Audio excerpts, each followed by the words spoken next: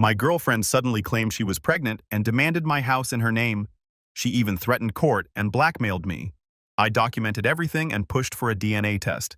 Then her mask slipped. I'm 34, and until a few months ago, I thought I had my relationships figured out. I've been seeing this woman, let's call her Ava, for about a year. At first, I thought she was someone I could build a future with. Charming, affectionate, and giving off a vibe of stability. We hit it off quickly, spent weekends cuddling, traveling, and dreaming about our lives together, like many couples do. But of course, every relationship has its bumps. We had our disagreements, some over silly things, others a bit more serious. But I figured that was part of it, right? You work through the rough patches, compromise, and keep moving forward. At least that's what I thought we were doing. I believed we were solid. Then one morning, everything flipped. I remember it clearly. It was early and Ava asked me to sit down because she had something significant to tell me. She didn't seem nervous or excited. Her face was almost blank, just businesslike. She stared straight at me and said, "I'm pregnant. You're the father, and you need to step up for me and our baby." Just like that. No build-up, no joy, more like a piece of mail landing on my desk than something to celebrate. I sat there trying to process it all. Kids, sure, I could see that in the future, just not like this.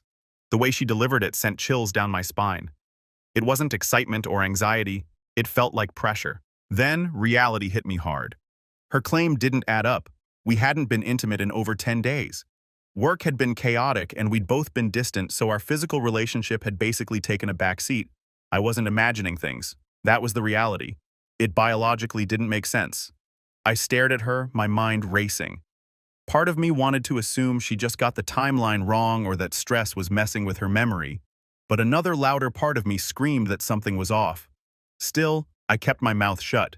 I listened, racing through all the details. The last time we were together, the timing, her odd tone. It all felt wrong and I couldn't shake it. What unsettled me most was how she acted after dropping the news. No tears, no nervous laughter, none of the reactions I'd expect. Instead, it was straight to, "You're the father, you need to step up." It didn't feel like news. It felt like an ultimatum. I could feel something shift inside me. I hardly said anything, but I realized this was no ordinary conversation about starting a family. This was the start of something darker, and I could already sense it. Once she finished, I finally spoke up, trying to keep my voice steady while piecing everything together in my head. "Ava, I don't know what you think you're saying, but there's no way this baby is mine.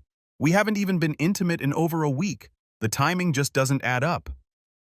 For a split second, her expression changed like I had caught her off guard, but she quickly regained her composure. Her eyes narrowed and her tone sharpened. "So you're just going to leave me abandon your child?" she shot back. "You really think you can just walk away from this?" "No, this is your baby whether you like it or not," she retorted. It was all so fast. One moment she was sharing life-changing news, and the next it felt like she was attacking me. I remember being shocked because I wasn't accusing her of anything. I was just stating facts, but she twisted it into me being the bad guy trying to shirk responsibility. I attempted to reason with her again, saying something like, "I'm not abandoning anyone. I just don't believe this baby is mine. The timeline doesn't match up," but she wouldn't listen. Her voice got louder, accusing me of using excuses to dodge my responsibilities. Then she leaned in, staring me down, and said, "If you don't get on board with this baby, I'll make your life hell. I'll file charges against you for neglect and abuse. I'll ruin you in court." I just sat there completely stunned. Did she really just threaten me with legal action because I questioned her claim? But she wasn't finished. She pushed further. "If you truly care, if you're serious about being with me, then prove it. Put your house in my name. Show me you're committed to me and our child. If not, I'll make sure everyone knows what kind of man you are." That's when it hit me. This wasn't just a misunderstanding. This was calculated. She had thought this through. She wasn't simply trying to guilt me into accepting a baby that might not be mine. She was using it to gain control, security, and a stake in my property. I can't even describe how surreal that felt. It was like watching someone remove a mask, revealing their true self. The woman I thought I knew, the caring, supportive partner, was gone, replaced by someone willing to lie, manipulate, and blackmail me to get what she wanted. For a few moments, panic washed over me. My heart raced and my mind spun. She was threatening my reputation, my stability, everything I'd worked for. I knew she'd double down if she thought it would benefit her. But then something clicked. Instead of panicking, I told myself, don't give her the reaction she wants. If she's going to play dirty, stay calm, think clearly, and find a way to protect myself. So I leaned back, responded as calmly as I could. I'm not putting my house in anyone's name, and if this is my child, we'll find out the proper way. But threatening me isn't going to help your case. She didn't like that. Her expression darkened and she stormed out, slamming the door behind her. But at that moment, I knew two solid things. First, this wasn't going to be the last of her threats. Second, I had to outsmart her if I wanted to get through this unscathed. After Ava left, I sat in silence for what felt like forever.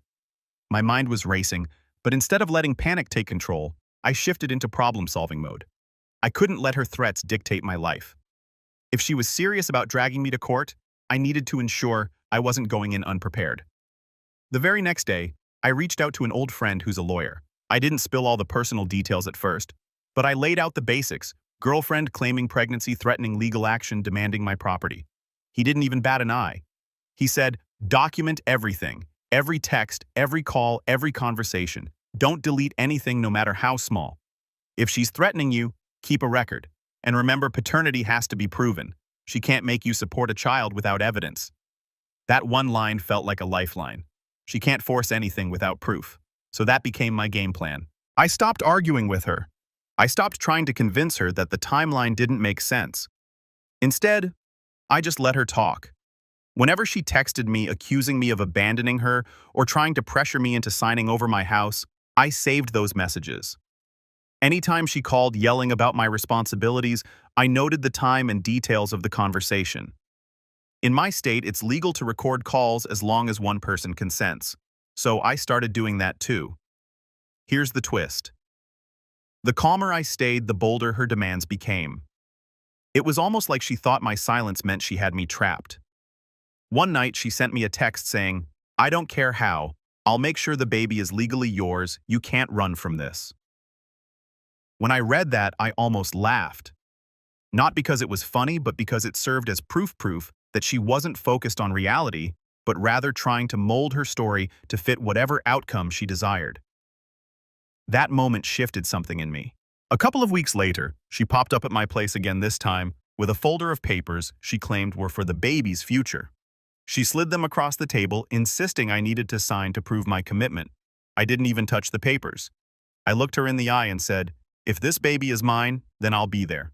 But first, we're starting with a DNA test. That's when everything shifted. Her confidence wavered. The color drained from her face. She tried to laugh it off, asking, why would you even need that, don't you trust me? But I stood firm. It's the only way forward, I told her. She got frustrated, called me heartless, claimed I was humiliating her, and stormed out again. But before she left, I saw it in her eyes, fear. She knew her plan was slipping. From that point on, I stopped being afraid of her threats. I realized that no matter how loudly she shouted, the truth would eventually come to light, and I was ready to confront it head-on. After that last talk about the DNA test, things between Ava and me grew tense but quiet. For a week, she didn't say much, just a few angry texts about how cold I was being. Then, out of nowhere, she showed up at my door again. The moment I opened it, I could tell she was fuming. Her face was flushed, and her words were sharp right from the start. She accused me of humiliating her, of not believing her, of treating her like a liar. I stayed calm, just repeating what I'd said before. I'm willing to step up if this baby is mine, but we're starting with a DNA test. That's the only way this conversation continues. That was all it took to set her off. She screamed that I was heartless and disrespectful, that I was already failing as a father before the baby was even born. Then she pulled out the big threats. If you don't take responsibility now, I'll file charges for neglect and abuse. I'll make you regret treating me like this. But this time, I stood my ground. While she was ranting, all I could think about were the texts and recordings I had saved. My lawyer's voice echoed in my head, document everything. And I had. Instead of freaking out, I looked her straight in the eyes and said calmly, if you want to take this to court, go ahead. A DNA test will settle everything once and for all, and when it shows the truth, I'll have all your threats documented too. She opened her mouth but couldn't find the words. For the first time, she looked uncertain, as if she finally realized she was on shaky ground. She muttered something about me being cold and stormed out again. That was the last face-to-face encounter we had. A week passed, and then another. I kept expecting court papers to arrive in my mailbox, but nope, just silence. 2 months later, I ran into a mutual friend. We hadn't really chatted since Ava and I broke up. But when her name came up, he gave me this look and said, "Man, you're lucky you didn't get dragged into that mess." I asked him what he meant, and that's when the truth finally tumbled out. The baby wasn't mine. It never was. The real father was some guy she'd been seeing behind my back for months. Everyone in their circle knew by then. She came after me because I was the safe option. I had a job, a home, and a future she wanted to cling to. The actual father, a guy with no money and no interest in taking responsibility. Everything started making sense. Every threat, every push to sign over my house, every guilt trip. She wasn't scared of raising a child. She was terrified of facing the consequences of her own choices, so she tried to pin it on me. Hearing that confirmed what I'd suspected all along. But it still hit hard. Not in a way that crushed me, but in a way that showed me just how close I was to losing everything. I hadn't just dodged one bullet. I'd sidestepped a full-on disaster. After hearing the truth from my friend, I expected rage to bubble up, and it did. But more than that, I felt a strange mix of relief and disbelief. Relief because I wasn't caught up in her mess, and disbelief because I realized how far she'd go to drag me down with her. Here's the kicker. Lies have a way of catching up with you, especially when you start spinning too many. Ava had been weaving her web with me and everyone around us. At first, she tried to maintain her narrative, telling people I was the father who abandoned her when she needed me most. She painted herself as the victim. The woman left behind by a man who wouldn't take responsibility. Some folks bought it at first, and that hurt. I'd catch cold stares from acquaintances, people we both knew, as if I'd committed a terrible crime.